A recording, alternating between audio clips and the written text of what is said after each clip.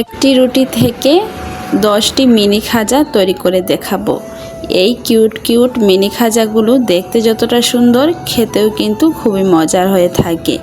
আপনারা মাত্র একটি রুটি দিয়ে কিভাবে এই 10টি মিনি খাজা তৈরি করবেন আজকে শেয়ার করব সেই রেসিপি। হ্যালো এভরিওয়ান, আসসালামু আলাইকুম। সবাই কেমন আছেন? আশা করি সবাই আল্লাহর রহমতে সুস্থ আছেন, ভালো আছেন। আলহামদুলিল্লাহ, আমরাও আল্লাহর অশেষ রহমতে ভালো আছি। মাত্র 1 কাপ ময়দা দিয়ে এই কিউট কিউট মিনি খাজাগুলো বানিয়ে আপনারা চাইলে সংরক্ষণ করে রেখেও খেতে পারবেন। এটা খেতে কিন্তু খুবই ক্রিস্পি আর ভিতরটা খুবই জুসি থাকে।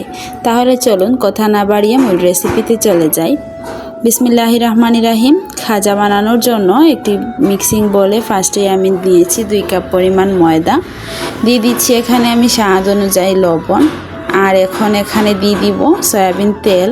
দিয়ে এটাকে ভালো করে আমি মাখিয়ে নিব। তেলের সাথে ময়দাটাকে ভালো করে হাত দিয়ে মাখাতে হবে, তাহলে দেখবেন এই খাজাগুলো অনেকটাই খাস্তা এবং মুচমুচে হবে। ভালো করে তেল আর ময়দাটাকে মিশিয়ে নিয়েছি। তেল আর ময়দাটাকে ভালো করে মেশানো হয়ে গেলে হাতের মধ্যে নিয়ে এভাবে মুঠ করলে দেখবেন এটা দোলা পেকে আসছে। আর যখন এরকম হবে তখনই বুঝতে হবে যে এটা খাজা বানানোর জন্য একদমই পারফেক্ট হয়েছে। এখন আমি এখানে অল্প অল্প করে নর্মাল পানি দিয়ে শক্ত টাইপের একটা ডো তৈরি করে নিব। ভিডিওর এই পর্যন্ত এসে যারা একটি লাইক দিতে ভুলে গিয়েছেন, অনুরোধ করব একটি লাইক দিয়ে সম্পূর্ণ ভিডিওটি কন্টিনিউ করবেন। আর আমার চ্যানেলে যদি নতুন হয়ে থাকেন, আমার ভিডিওর কোনো অংশ আপনাদের কাছে ভালো লাগে, তাহলে প্লিজ আমার চ্যানেলটিকে সাবস্ক্রাইব করে পাশে থাকা বেল আইকনটি অলে প্রেস করে রাখবেন। এতে করে আমি নতুন কোনো ভিডিও আপলোড করার সাথে সাথে নোটিফিকেশন আপনাদের কাছে পৌঁছে যাবে। দেখতেই পাচ্ছেন এখানে আমি একটা ডো ভালো করে হাত দিয়ে মথে নিয়েছি। আর এখন অল্প একটু তেল দিয়ে ঢাকনা দিয়ে ডেকে আমি রেখে দিব, ডোটা সেট হতে থাক। আর এদিকে আমি শিরাটা তৈরি করে নিয়েছি। এখানে আমি 1 কাপ পরিমাণ চিনি নিয়েছি, আর 1 কাপ পরিমাণ চিনির জন্য 1 কাপ পরিমাণ পানি নিলাম। নিয়ে এখানে একটা ঘন টাইপের শিরা তৈরি করে নিয়েছি। দেখতে পাচ্ছেন এখন আমি এখানে তেল আর ময়দা দিয়ে একটা মিশ্রণ তৈরি করে নিলাম। আপনারা যদি কর্নফ্লাওয়ার দিতে পারেন তাহলে কর্নফ্লাওয়ার আর তেল একসাথে মিশিয়ে নেবেন, তাহলে দেখবেন খাজাগুলো অনেকটাই খাস্তা হবে। আমার হাতের কাছে কর্নফ্লাওয়ারটা ছিল না, এর জন্য আমি ময়দা দিয়েই এই কাজটা করে নিয়েছি। এখন দেখতে পাচ্ছেন আমি এখান থেকে 2 ভাগে ভাগ করে নিয়েছি। এখন একটা লিচি আমি নিয়ে পাতলা সাইজের একটি রুটি বেলে নিব। একদমই পাতলা করে এই রুটিটা বেলে নিতে হবে। বোর্ডের উপর আমি অল্প একটু ময়দা ছিটিয়ে এই রুটিটা বেলে নিচ্ছি। আর দেখুন মাশাল্লাহ রুটিটা কতটা পাতলা করে আমি তৈরি করেছি। আর খাজা বানানোর ক্ষেত্রে কিন্তু রুটিটাকে পাতলা করে বেলতে হবে। এই রুটিটা কিন্তু আমার বোর্ডের থেকে অনেকটাই বড় হয়ে গিয়েছে পাতলা করতে করতে। এখন আমি আগে থেকেই যে ময়দার মিশ্রণটা রেডি করে রেখেছিলাম, ময়দা আর তেল একসাথে মিক্স করে ওইটা রুটির উপর দিয়ে ভালো করে মিশিয়ে নিচ্ছি। একটা চামচের সাহায্যে পুরো রুটির গায়ে লাগিয়ে দিব। আর আমি ভিডিও শুরুতেই বলেছিলাম যে একটা রুটি দিয়ে আপনাদের সাথে 10টি খাজা বানিয়ে দেখাবো। তো দেখুন আমি এখানে কিন্তু একটি রুটি দিয়েই এই খাজাগুলো তৈরি করে নিচ্ছি। আর কিভাবে তৈরি করছি প্লিজ আপনারা কিন্তু দেখে নেবেন, না দেখলে কিন্তু এই খাজাগুলো তৈরি করতে পারবেন না, কারণ ভিডিওটা স্কিপ করে গেলে আপনারা কিছুই বুঝতে পারবেন না। তাই ধৈর্য সহকারে ভিডিওটা স্কিপ না করে শেষ পর্যন্ত দেখবেন, তাহলেই কিন্তু আপনারা সহজেই এই খাজাগুলো তৈরি করে নিতে পারবেন।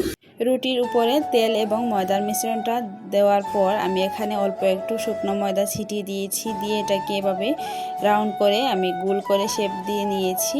এখন একটি ছুরির সাহায্যে সাইডগুলো একটু কেটে নিব, এতে করে শেপটা সুন্দর আসবে। এখন দেখতে পাচ্ছেন ছুরির সাহায্যে আমি ছোট ছোট করে কেটে নিচ্ছি। আর এই মিনি খাজাগুলো আপনারা একবার হলেও বানিয়ে দেখতে পারেন, দেখবেন দেখতে যতটা সুন্দর খেতেও কিন্তু খুবই মজার হয়ে থাকে।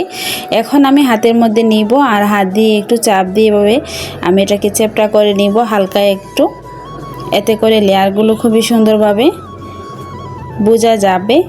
তো এখন দেখতে পাচ্ছেন আমি এইভাবে করে সবগুলো বানিয়ে নিয়েছি।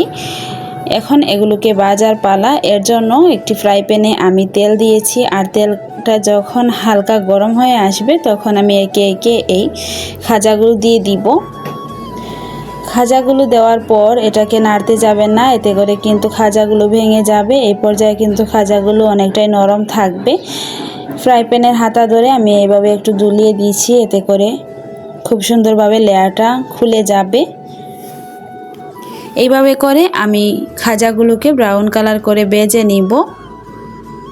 দেখতে পাচ্ছেন চামচের সাহায্যে আমি তেল এভাবে ছিটিয়ে দিচ্ছি, এতে করে এই লেয়ারগুলো খুবই সুন্দরভাবে বোঝা যাবে আর খুবই ভিতরটা খুবই ক্রিস্পি থাকবে। দেখতে পাচ্ছেন একটা পর্যায়ে এই খাজাগুলো ব্রাউন কালার করে ভাজা হয়ে গিয়েছে। এখন আমি এগুলোকে নামিয়ে সরাসরি শিরার মধ্যে দিয়ে দিব। শিরাটা ঠান্ডা থাকবে আর খাজাগুলো ভাজার সাথে সাথেই কিন্তু শিরাতে দিতে হবে। আর শিরাতে দিয়ে কিন্তু বেশি সময় রাখতে যাবেন না, এতে করে কিন্তু খাজাগুলো একদমই নরম হয়ে যাবে আর ক্রিস্পি ভাবটা চলে যাবে। তাই এটাকে 1 মিনিট এভাবে শিরার সাথে ভালো করে মিশিয়ে সাথে সাথেই তুলে নেবেন। এতে করে দেখবেন এই খাজাগুলো ভিতরটা আর জুসি আর উপরটা খুবই ক্রিস্পি থাকবে।